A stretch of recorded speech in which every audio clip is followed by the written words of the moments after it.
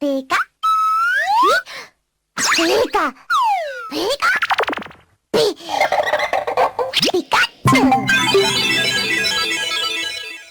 Hi, welcome back to a brand new video with Minichu243. So, a new death episode with Dragonzord versus Mechagodzilla, which I was correct about. That it was Power Ranger versus Godzilla. And someone actually notified me about that in the previous video. Thanks for that, though I actually kind of saw it. But anyway, what can I say about these two characters? Nothing. I know nothing about these characters. Like, nothing. So, I can't say anything about those two characters. I only know from what they showed from the thumbnail and stuff, that they are big creatures and stuff like that, and or big robots, I guess. And I'm not really a big fan of that, personally. King Kong is okay, of course. But when it comes to Godzilla, and I'm not so very, it doesn't really appeal to me that much, to be honest. But we're still gonna watch this episode to see who is possibly gonna win this, and if I can guess something based on the looks, Mechagodzilla maybe. But we'll see. So let's get into the battle and see the analysis. So let's play. Fun fact, did you know 66% of men lose their hair by age 35? Well, maybe not so fun, but Hims is here to help as the one-stop shop for hair loss, skincare, and sexual wellness for men. Hims connects you with real doctors and medical-grade solutions to treat hair loss. It's real easy to get started. Death Battle viewers can get a trial month of Hims for just $5 right now while supplies last. See website for full details and safety information. This could cost hundreds from a typical pharmacy. Go to forhims.com/deathbattle. That's forhims.com/deathbattle. forhims.com/deathbattle. Alright, good to know for people that are afraid of losing their hair, I guess. Deities or harbingers of doom, dragons are freaking awesome. Hell yeah! Especially the robot kind, like the Dragonzord, piloted by the Green Power Ranger. And Kiru, the dangerous and mysterious Mechagodzilla. He's Wiz and I'm Boomstick. And it's our job to analyze their weapons, armor, and skills to find out who would win a death battle. After being stuck in a garbage can for 10,000 years, the evil Rita Repulsa was understandably pretty pissed. So, she decided to destroy the world. Hey, I'd be mad too, but that's a hell of a hot take. And so Earth's guardian, Zordon, put a plan into motion. 5 heroic The teenagers ultimate would plan defend the or planet something? with their Dinozords. They were Creating the a Mighty robot? Morphin Power Or, Rangers. yeah, the Power You'd Rangers. think a bunch of kids in spandex would have a tough time fighting an ancient witch, but they got used to taking out her weekly monsters pretty quick, like a normal 9 to 5, just with giant robots. But Rita had a plan. If her creatures could not defeat the heroes, she would create her own ranger. The Green Ranger, along with his robo-reptile, the Dragonzord. So it's the Green Ranger pretty much that's going to the death battle. Alright. I guess that's At 90 meters alright. tall I and don't know nearly the guy that 200 much, tons, but the Dragonzord proved a match. I guess I gotta for the learn other now, though. Rangers, even their Megazord. Dragonzord's got a heavy-duty arsenal, like finger missiles. It's like flicking the gunk from under your nails at people, but it explodes. Why do you have gunk under your fingers? To flick at people. Duh. That fin isn't just a cool headpiece, it shoots energy waves. And if D-Zord feels like stomping around, watch out for literally shocking earthquakes. Despite such long-range weaponry, the Dragonzord seems best suited to fighting up close with its strong grappling arms and highly flexible drill tail. This drill is so impressive, it cut through a cocoon prison even the supposedly superior Megazord couldn't escape. Yeah, that thing's 5 Zords in one. Guess teamwork doesn't always make the dream work. The Dragonzord's pilot has even bested the other Rangers in combat on his own. Luckily, they helped him break free from Rita's control, and he eagerly joined their fight against the forces of evil. This is Tommy Oliver. Tommy wasn't just some rando off the street. This guy is an expert martial artist and super dedicated to ranger work. So much so, he kept wearing the tights for years and even mentored other teams. He summons and controls the Dragonzord with the Dragon Dagger by playing it like a flute. Wait, are all knives secretly flutes? No. Not been flutes. Oh my god, really? Wait a minute, why didn't this come up in poultry science class? Chickens don't like music? How stupid do you think I am? Chickens love music! Oh, that's not good, Boomstick. As the Green Ranger, Better be Tommy careful with draws that power knife. from a universe-spanning energy called the Morphin Grid. His grid connection And that powers type the of stuff won't Dragonzord, happen. too. He's a superhero and a battery. Though like most other Zords, enough damage can disrupt the Dragonzord's connection to the Morphin Grid and take it down for good. But good luck trying. The Dragonzord is super strong. It made short work of Rita's monsters and even beat the Megazord, which has an average power output of 50,000 megavolts. That's the same kind of power as a nuclear warhead. The Megazord was strong enough to punch a 10,000-ton monster about 40 meters off the ground, a punch worth 90 million newtons of force. The Big D can even fly past escape velocity and reach the moon. That's over 30 times the speed of sound. The Dragonzord is also extremely durable, possibly more so than any other individual Zord of its generation. The Megazord once threw it into this mountain, which shattered. By comparing the known size of Dragonzord's foot to said mountain and applying the energy necessary for violent fragmentation against rock, we determined the destructive force to be worth more than 350 tons of TNT. Damn! The Big Dragon held its own against the upgraded Thunder Megazord, and even one-shot the White Tiger Zord, which was supposed to be its better in every way. While it's unlikely the Dragonzord could actually defeat the Thunder Megazord on its own, it certainly stands a chance with its ultimate form. That's right, it's got a semi-Megazord mode of its own. While each Power Ranger has their own Zord, there's been a few times when a Ranger has called on other Zords, not to pilot directly, just to combine with theirs. And so, Tommy can summon the Mastodon, Triceratops, and Saber-Tooth Tiger Zords to form Dragonzord Fighting Mode. Or Battle Mode. Or Dragon Megazord. He never really settled on a name. Well, it's mighty powerful. Well, maybe you It turns should. its tail into a drill spear that kills basically everything in one shot. Seriously, it never lost a battle against anything Rita threw at it. So, why don't they always use that? And Rita's magic is devastating enough to obliterate an entire floating island. Sadly, Tommy would lose his control of the Dragonzord when he lost his powers to his one weakness. A magic candle! Oh no! Look out for slowly dripping wax! But powers or no powers, Tommy kept fighting the good fight, eventually regaining his original Morphin abilities with the Master Morpher. Perhaps one day, the Dragonzord will rise again. Dragonzord! Well, I guess only time will tell then. Don't have a whole lot to say about this guy. I mean, he's The okay, year was but 1954. it's Less not. than a It's decade after definitely Japan was bombarded some with the other first atomic weapons. Rangers The are nuclear very much more age had impressive than begun. him, But in my one of these opinion. atomic The white weapons one, for blew example. something up. But I'm not a huge Power Ranger fan Godzilla! to begin with, so. This ginormous radioactive kaiju And now decimated there is Japan. Things look Mechagodzilla, pretty bad, which I until assume scientists is a deployed robot bomb version of strong enough to Godzilla. kill the monster. The Let's see if I'm Oxygen right, I guess. Destroyer, which does exactly what it says on the tin. Right. Dr. Serizawa's bomb could specifically target and destroy oxygen molecules, liquefying most living tissue.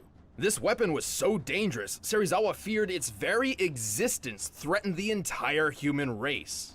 So he went down martyr style, taking out Godzilla and all knowledge of his weird bomb. All that remained was Godzilla's bones. Probably for the best. Still, a weapon like that might have come in handy when, a few decades later, another Godzilla showed up. Surprise, bitches! Brrr! Turns out, Japan had been the target of many different types of kaiju for years, and had developed an anti-monster defense force to combat them. Unfortunately, their super powerful maser cannons barely even scratched this new Godzilla. Just look at him. Didn't even care.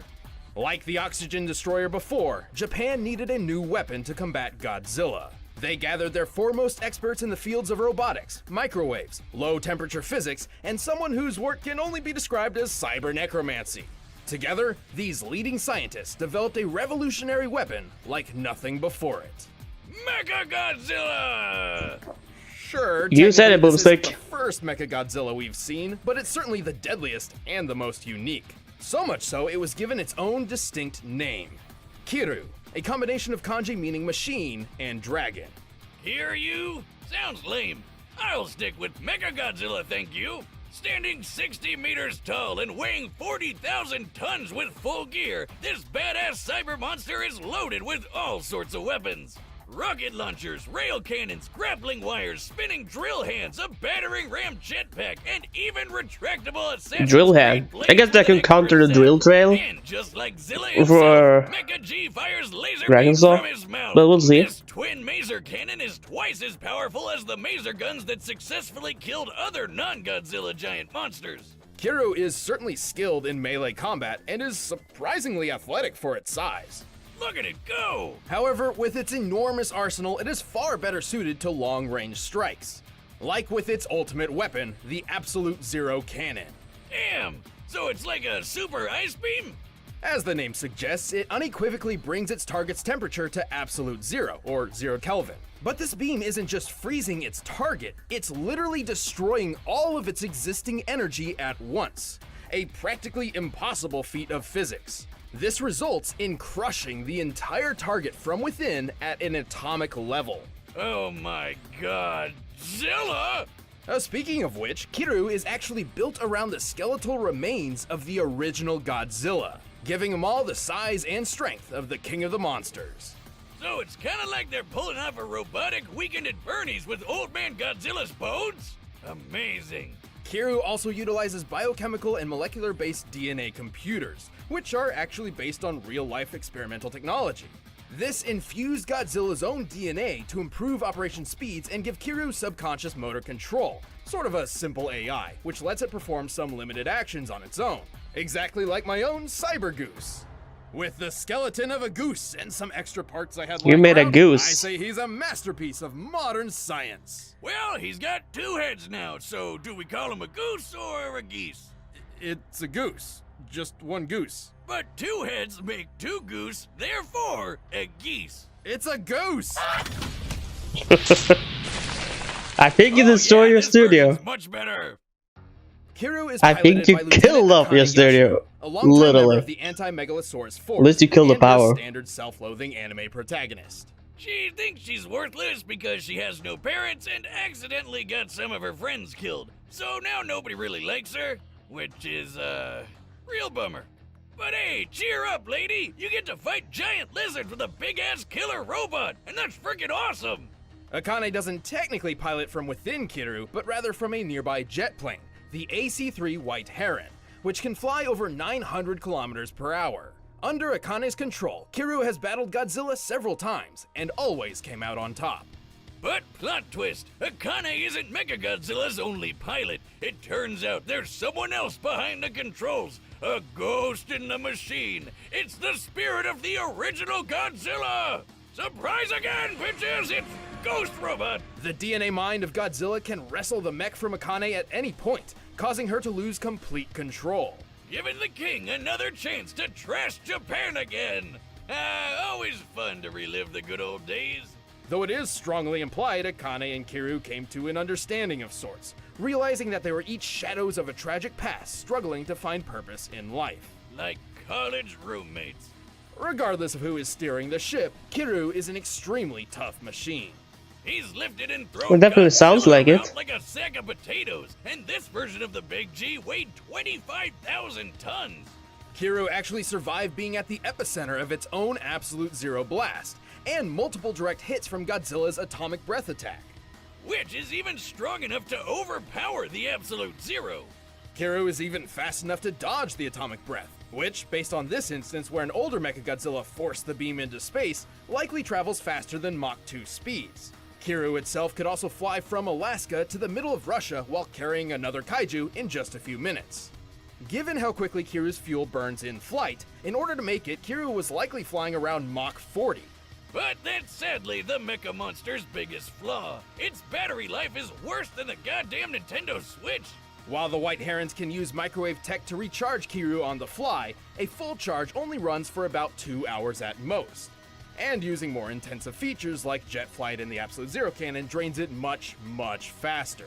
In fact, just one use of the Absolute Zero drains 40%. But who cares when he's so badass he can tear you apart in just a few minutes? So I guess you're only using that as a last resort or something, you're considering the fact that it takes off 40% of your power, but Mechagodzilla. 桐生お前にはわかるよねさあそろそろ行こうか Alright, the combatants are set. okay, I gotta make a decision then, I guess. But first, I've got a kaiju-sized hunger that only Blue Apron can satisfy. I'll skip this. But Right now, it's time for death battle and toss. Alright, I gotta make a decision. Are you gonna try to remember stuff here now? Dragonzord with a drill tail and Mechagodzilla with a drill hand. Those can probably counter each other in a way. And that's I don't remember the move, but that's a move that uses 40% of the power pretty much. For Mechagodzilla, that could probably be one of the last things you want to do, or you know, you just wanna use it when you need it. Anyway, I'm not too sure what to say about this. I'm not so very impressed by Dragonzord. It seemed like not so much. I'm not really that impressed by either of them, to be honest. But to be fair, that's because they're big giant robots, and I don't care much about them. But I have to make a decision here, based off all the information that I can remember and stuff. So yeah, I feel like Mechagodzilla has this one just because of that little ice beam or whatever they called it. I call it ice beam reference, but anyway, yeah, that pretty much just freezes the opponent and kills it right away for right after those dude. So I guess that could be a huge advantage over Dragonzord. So Mechagodzilla is gonna win this. I feel like that's the case. If it goes all the way around, I'll see why afterwards. But from all of this, Mechagodzilla is gonna win. But it could be a close match from all I know. So how about we just watch the battle and see if I'm right? Alright, Mechagodzilla is gonna win and play.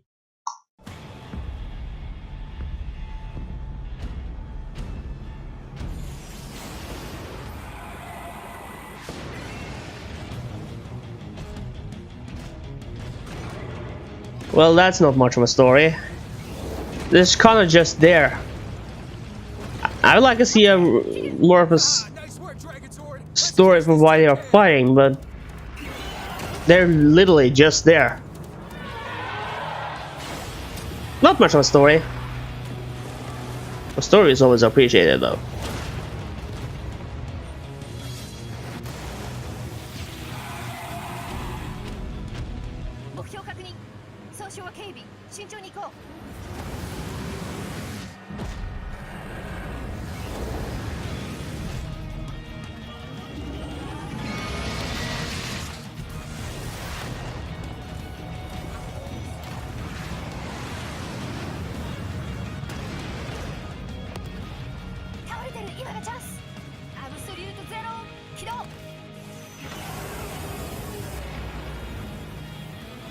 Oh no, you don't!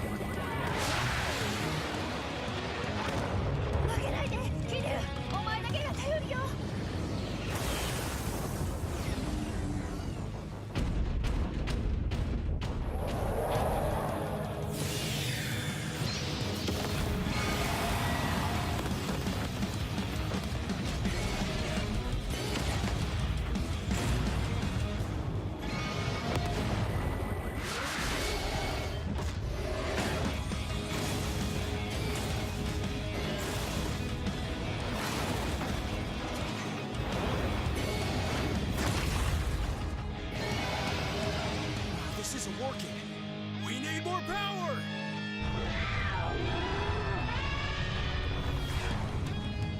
Come together.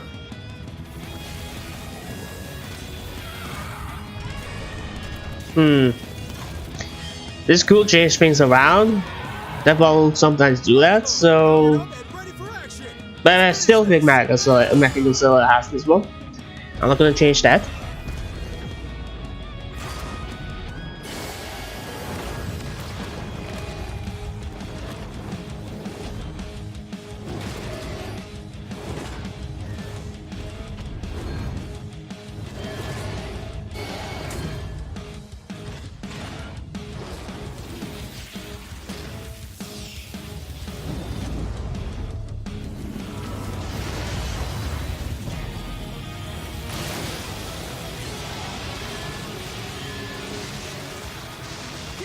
We've got this.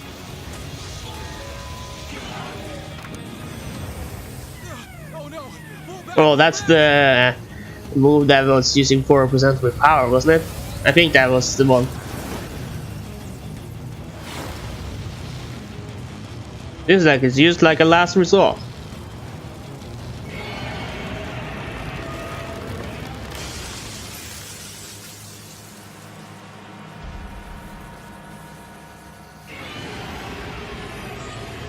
I'm not surprised that that move was the one to win. Make it. Talk about a close one. Finding the victor here wasn't easy. Both have performed amazing feats of strength and durability, and both wielded massive arsenals of unbelievable devastation. Akane definitely proved herself fighting Godzilla a few times, though Tommy did have way more experience piloting mechs and fighting monsters for years and years. Plus, he's a freaking superhero. But while skill and experience are incredibly important, it doesn't always triumph over raw power. That's what she said.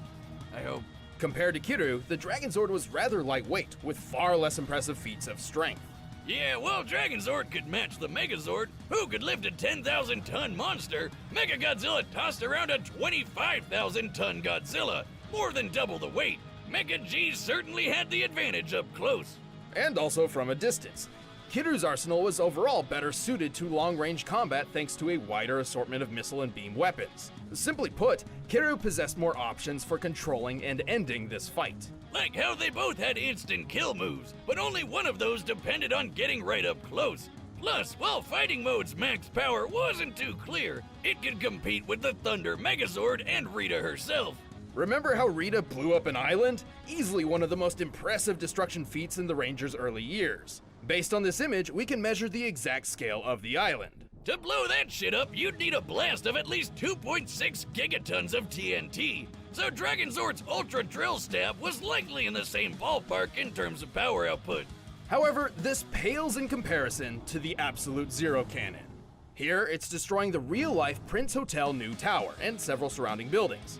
Using the known scale of these structures, the energy output to destroy them must equal 128 teratons of TNT.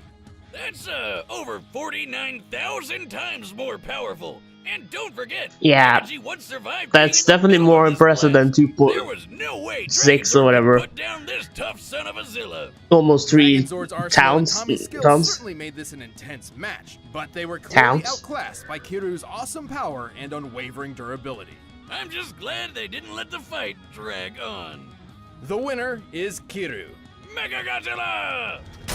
Well, congrats, I Hey, thanks for guess. watching this episode. If you want the But who for is yourself, you next? get it by clicking the link in the description Is there below. someone I Check know? out on the right Or side is of it the screen not? next to Ben. You can watch more stuff. And it is. Well, one of them is Naruto at least. Sasuke versus Hiei. Hiei? That's how you pronounce it, right? I hope so. Okay. Okay. Let's talk about the analysis. It was okay. Well, they made it really easy to understand for me that Mechagodzilla pretty much had this part of the whole thing about this beam, IC beam stuff thingy. As soon as they used that, I knew that that would probably be the win factor for Mechagodzilla. Though, if you used it earlier, the death ball will be over like this. So I understand why you didn't do it right away. Let's see. Yeah, it was okay. It's definitely not the most interesting death ball in my opinion. I guess I could say it's one of the least interesting just because of these kind of 2 robots, and I'm not a huge fan of that. But next time, it's Sasuke, which is Naruto. I know that. I don't watch much Naruto, but I recognize. I pretty much only knew he's Naruto. But Hiei. Who is Hiei? I don't know who that is. Not anime? Of course, it has to be. But, well, it doesn't really have to be, but it seems like that to me, at least. So, yeah, I'm not so sure what to say about those characters. I'm not watching Naruto, I'm not watching whatever show Hiei is from, so I know pretty much nothing about those 2 characters. So I can't make a guess here now, so I have to watch the analysis next time before I can possibly make a choice about who I think is going to win. So yeah, overall that was the death ball. So I hope you guys did enjoy the death ball reaction episode, and I'll see you guys in my next video. So be sure to subscribe to YouTube for future death ball reactions. The next one releases September 25th on YouTube. That's the end of the month. Hope I'm not too busy with Link's Awakening by that time. Anyway, I can take a little break while I watch this episode, of course. So that's pretty much it for that, and I hope you guys enjoyed this death ball reaction. I'm starting to repeat myself, so I'm gonna end this episode right here. So thank you guys so much for watching, and Minchu240 signing out.